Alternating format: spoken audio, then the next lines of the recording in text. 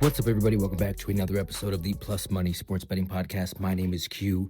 You can follow me on all socials at Bets by Q. And of course, this podcast is brought to you by Black Sheep Betting, where it is a dog's world. 2 links in the description, one for the VIP. It's where I drop all of my official plays. It is designed for disciplined bettors who have consistent unit sizing, okay? We're looking for month-over-month profitability, a place where value trumps volume. All right. It's not a place for parlays, for 10K challenges, for lottery tickets. Go ahead and go to gambling Twitter, gambling threads, and find those plays there. The other link is for the free Discord chat. It is hosted by my friend Will from the Double Fault Tennis Podcast. It's a place to hang out, celebrate wins, share your bets, cope with the losses. We're closing in on 1,000 members right now, building a winning community over there. So definitely come join us. It's absolutely free. We talk sports 24/7, 365, every hour of every single day. You will usually find me in the tennis channel late at night or early in the morning. But look, I woke up late today, but we're going to get this episode out because we've got a weird one to recap. First off, we cash the futures. Indiana Hoosiers National Championship comes through at plus 140. We cash that. That is a beauty of a betting futures, man. Like, you can have a messy day, but when the long-term ticket comes home, you walk out with profit. It feels very good. Now, on the daily card, we do go 0-2.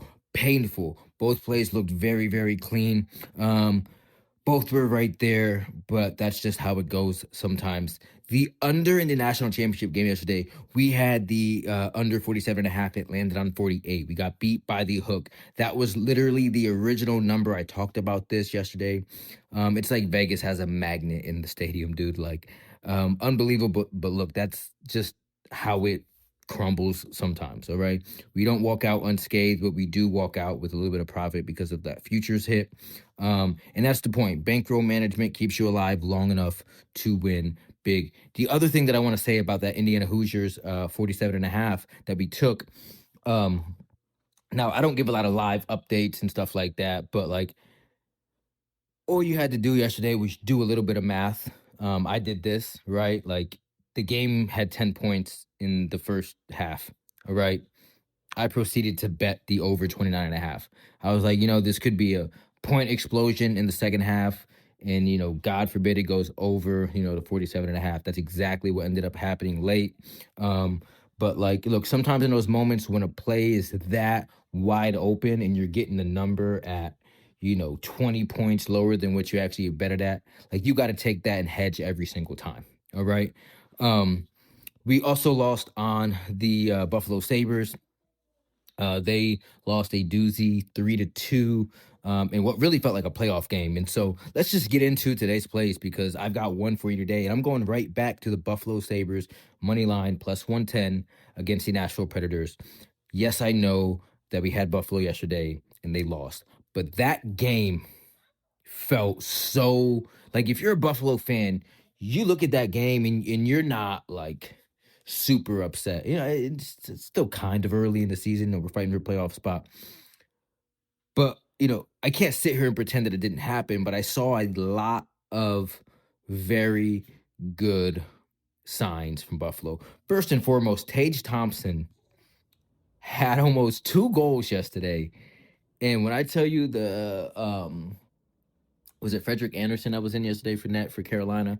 But dude, Carolina's goalie absolutely stood on his head. I mean, there was one where the whole entire stadium thought that the puck went into the net and the goaltender had gloved it.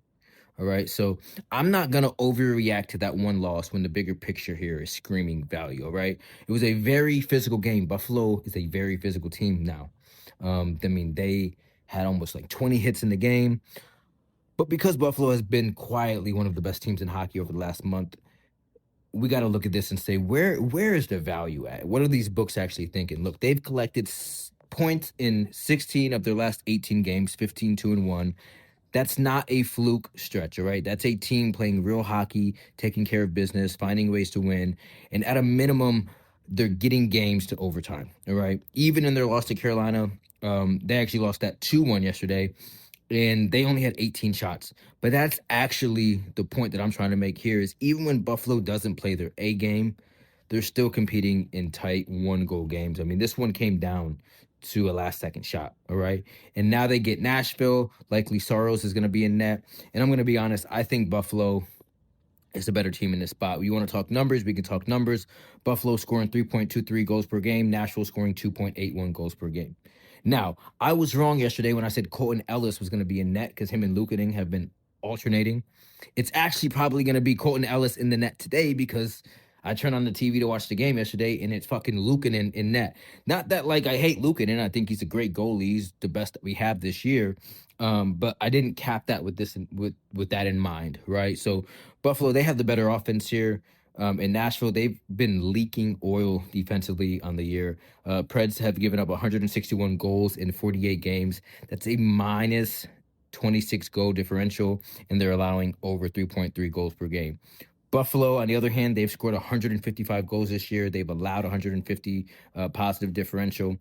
And look, they've just been the more stable team, all right? This isn't the Sabres teams of times past. Special teams here matter too, right? Buffalo's penalty kill here, 82%. Nashville's penalty kill, 80%. Buffalo played a really clean game. Carolina did score a power play goal yesterday, but they were only on the power play 2 times, all right? That's the edge I like in a road game here because, if the whistles start flying, Buffalo's the team here that's more likely to survive it. All right. So, yes, we lost with Buffalo yesterday, but I'm not tilting off of that. If anything, that's how you get value because people see the result from yesterday. They think back to back.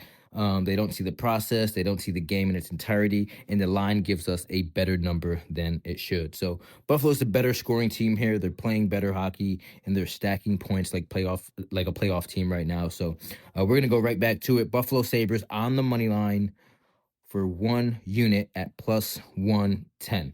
All right, that's it. One play. I'm not forcing it. I'm not chasing. No fake confidence, no gimmicks, just one value spot that I like today. So Sabres on the money line for 1 unit. Good luck tonight. I'll be back here tomorrow with more plus money plays from around the sports world. And as always, I hope each and every one of you hit each and every one of your bets. Peace.